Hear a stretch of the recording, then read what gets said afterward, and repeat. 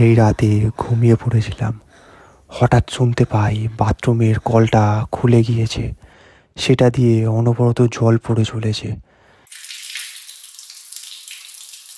তারপর সেটা বন্ধ করে আসার পরেই কিছুক্ষণ পর আবার শুনতে পাই এক মহিলার পায়ের নুপুরের আওয়াজ, তার সাথে গুনগুন করে কথা বলার আওয়াজ। আজকে সত্য ঘটনায় শোনাবো বন্ধুরা মিলে দীঘার হোটেলের সেই রাতের ভয়ানক ভৌতিক ঘটনাটি। আজকের ঘটনাটি এবং আজকের সেই হোটেলের রহস্যটি এতটাই ভয়ের যে আপনারাও মানতে বাধ্য হবেন, অশরীরী সত্যি অনুভব করা যায়। ভিডিওটিকে লাইক করে চ্যানেলটিকে সাবস্ক্রাইব করে আমাদের পাশে থাকুন। আর কমেন্ট বক্সে আপনাদের জন্য একটা প্রশ্ন আছে, আপনাদের মতামত জানাতে পারেন। এবার শুনতে থাকুন পুরো ঘটনাটি।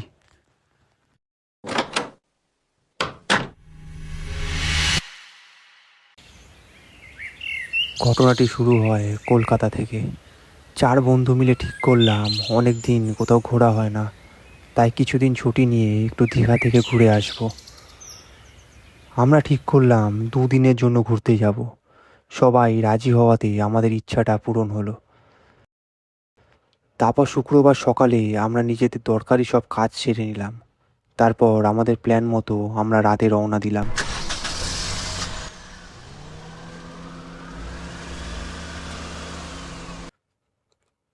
সময় মতো আমরা রাত 12টা ট্রেন ধরে ফেললাম। সবাই বেশ খুশিই ছিলাম। স্বাভাবিক, অনেক দিন পর কাজ একটু ছুটি করে কোথাও ঘুরতে যেতে পারছি।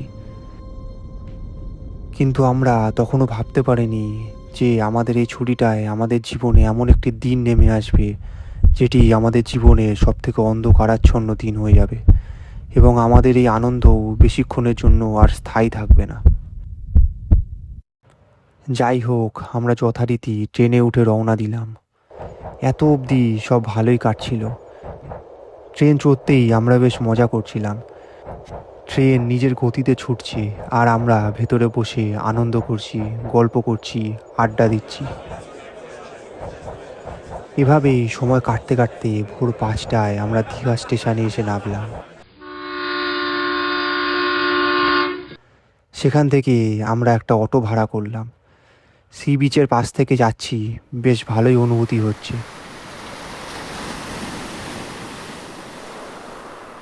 কানে সমুদ্রের ঢেউ আর সেই খোলামেলা বাতাস, খুব ভালোই একটা অনুভব হচ্ছে। তারপর আমরা অটো করে ওল্ড দীঘাতে এসে উঠলাম। এসেই আমাদের পরবর্তী কাজ হলো একটা ভালো হোটেল ঠিক করা। কি আশ্চর্য, এত খোঁজাখুঁজির পরেও কোনো ভালো হোটেল খুঁজে পাচ্ছি না। প্রায় 2 ঘন্টা খুঁজলাম, কোনো লাভ হলো না। তারপর শেষমেশ একটু ভেতরের দিকের একটা হোটেল দেখতে পেলাম। এই হোটেলটা কেমন যেন লাগছে বাইরে থেকে। দেখে ঠিক স্পষ্ট বোঝা যাচ্ছে যে অনেক পুরনো এই হোটেলটি। বাইরে রং পুরো উঠে গিয়েছে, কিছু কিছু জায়গা আবার ভেঙেও গিয়েছে। দেখে মনে হচ্ছে যেন কোনো বড়সড় কোনো ঘটনা ঘটেছে এই হোটেলটির ওপরে। দেখে কেমন একটা অদ্ভুত অনুভূতিও হচ্ছিল। তারপর আমাদের সবারই শরীর অনেক ক্লান্ত লাগছিল। আমরা ঠিক করলাম ভেতরে গিয়ে একবার দেখি। ভেতরে ঢুকেই দেখলাম বাইরের থেকে ভেতরের অবস্থা আরও ভয়ঙ্কর। চারিপাশের দেয়ালে ক্ষতচিহ্ন, রং পুরো উঠে গিয়েছে। আর তার থেকেও বড় কথা, এখানে একটা লোকও নেই। পুরো হোটেলটি প্রায় ফাঁকা, জনশূন্য।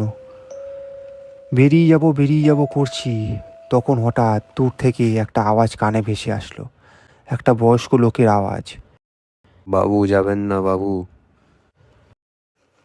দেখি একটা বয়স্ক লোক লাঠি নিয়ে আমাদের দিকে এগিয়ে আসছে।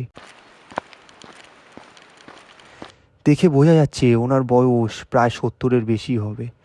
পিঠ কুঁজো হয়ে গিয়েছে, হাতে লাঠি নিয়ে উনি একটু একটু করে হাঁটছেন। এসে আমাদের সামনে দাঁড়ালো, একটু কেশে তারপর আবার বলে উঠল, বাবু যাবেন না বাবু? আপনারা এখানে থাকুন বাবু। আগে এখানে অনেক লোক থাকতেন, কিন্তু হঠাৎ কি হলো জানি না, এখন কেউ আর এই হোটেলে ঢোকেও না। আপনারা দয়া করে থাকুন। বিশ্বাস করুন, আপনাদের কোনো অসুবিধা হবে না। বলে আবার একটা কেসে উঠলেন।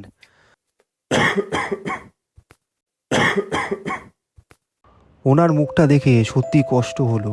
ভাবলাম উনি বয়স্ক মানুষ, এত কষ্ট করে বলছে, একবার থেকেই দেখি। আর কী বা হবে, উনি তো আশ্বাস দিচ্ছেন যে কিছু হবে না। আর বাইরেও অত ঘোরাঘুরি করে মন মতো কোনো হোটেলও পেলাম না, তাই ঠিক করলাম আমরা এখানেই থাকি। ভাবতেও পারিনি এই হোটেলটাই আমাদের জীবনে সবথেকে অন্ধকার রাত দেখাতে চলেছে। তারপর দোতলার একটি ঘর আমাদের পছন্দ হলো।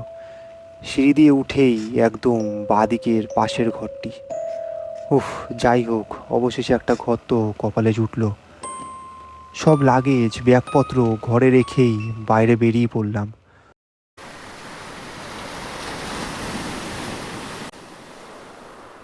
ঘোরাঘুরি করে আনন্দ করে সমুদ্রে স্নান করে আবার ঘরে ফিরলাম।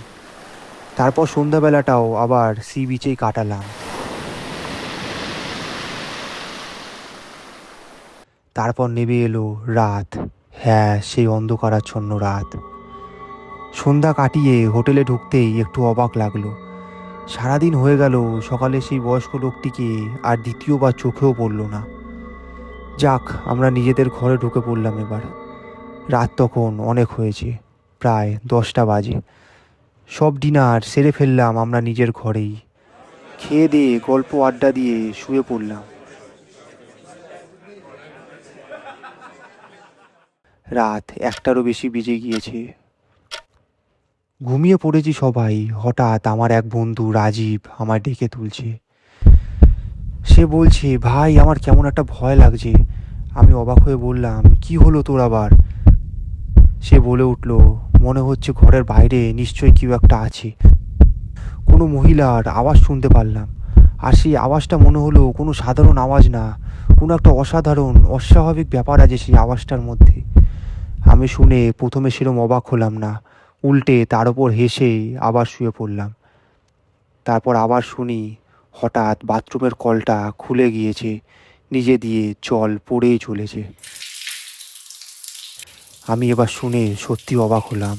উঠে দেখি সবাই ঘুমাচ্ছে, শুধু রাজীব একা জেগে আছে। সে বলছে, দেখছিস, আমি তোকে বললাম না কেউ একটা আছে। আমি একটু একটু করে এগোলাম বাথরুমের দিকে। দরজা খুলতেই দেখি পুরো বাথরুম ফাঁকা আর ঘুটঘুটে অন্ধকার, কিন্তু কলটা খোলা, জল অনবরত পড়েই চলেছে। আমি কলটা বন্ধ করে এলাম। ঘড়ির দিকে তাকিয়ে দেখি রাত তখন 3টের বেশি বেজে গিয়েছে। রাজীব তো ভয়ে পুরো আতঙ্কিত হয়ে আছে। আমি এবার শুয়ে পড়লাম। এবার যেটা শুনি বাইরে একটা নুপুরের আওয়াজ। পুরো ফাঁকা হোটেলে এই আওয়াজটা কোথা থেকে আসছে?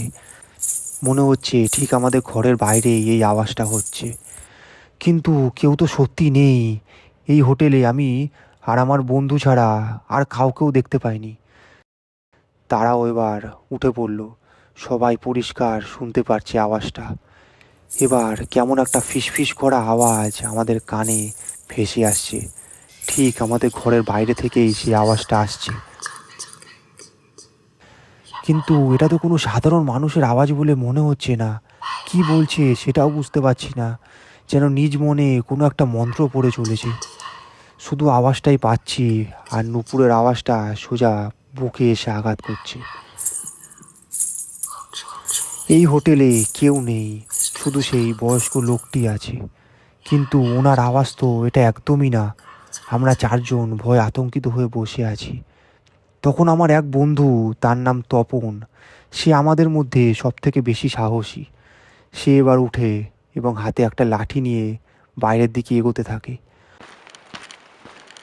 আমরা সবাই ওকে বারে বারে বারণ করি, যাস না ভাই, যাস না। কিন্তু সে কারোর কথায় কোনো কান দেয় না। লাঠি নিয়ে দরজার সামনে গিয়ে দাঁড়ায়। দরজাটা খুলতেই আওয়াজটা আরও বেড়ে উঠল।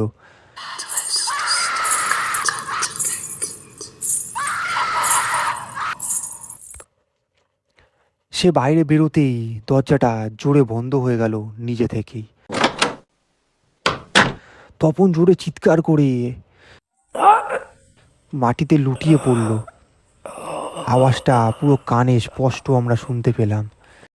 আমরা সবাই ভয়ে আটকে গেলাম। এবার সে মহিলাটির হাসির আওয়াজ শুনতে পাচ্ছি। মনে হচ্ছে মহিলাটি সত্যি এবার খুব খুশি হয়েছে। এবার আমরা কোনো রকম কোনো অপেক্ষা না করে বাইরের দিকে যাই। গিয়ে দেখি পুরো বারান্দা ঘুটঘুটে অন্ধকার, শুধু একটা ডুম আলো জ্বলছিল, সেটাও আমরা বেরোনোর পর নিজে থেকেই বন্ধ হয়ে গেল। পিঠে জোরে একটা নখের আঁচড় লাগলো।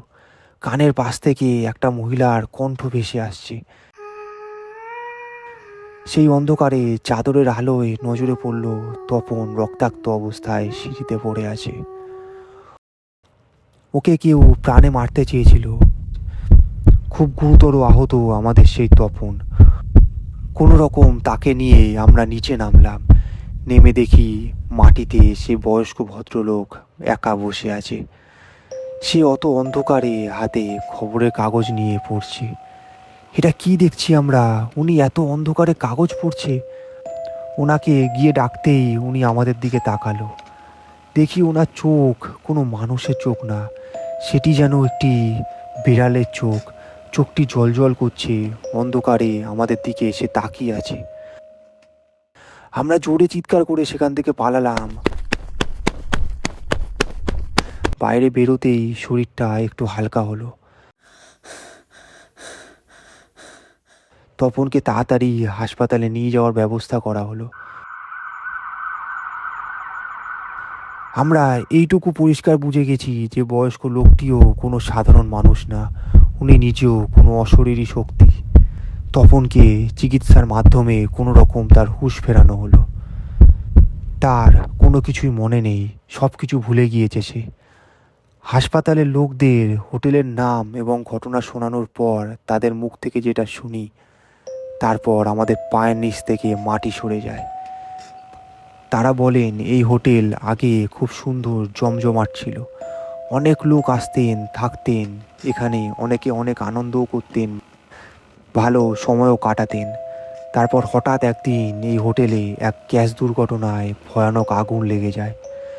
যত মানুষ সেখানে ছিল সবাই গুরুতর আহত হন এবং হোটেলের সেই বয়স্ক মালিক আর তার বয়স্ক বউ সেখানেই আগুনে পুড়ে মারা যান।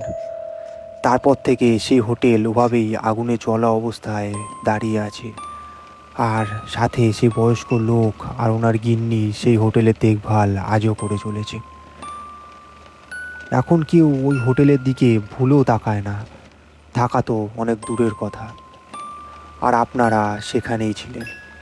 ভাগ্য ভালো আপনাদের এই বন্ধু প্রাণে বেঁচে গিয়েছে। কেমন লাগলো ঘটনাটি আমাকে জানান। ভিডিওটিতে লাইক করে চ্যানেলটিকে সাবস্ক্রাইব করে আমাদের পাশে থাকুন। আমি ফিরবো এরকমই একটি সত্য ঘটনা নিয়ে। আর কমেন্ট বক্সে আপনাদের জন্য একটা প্রশ্ন আছে, আপনাদের কি মনে হয় সেটি আমাকে জানাতে পারেন।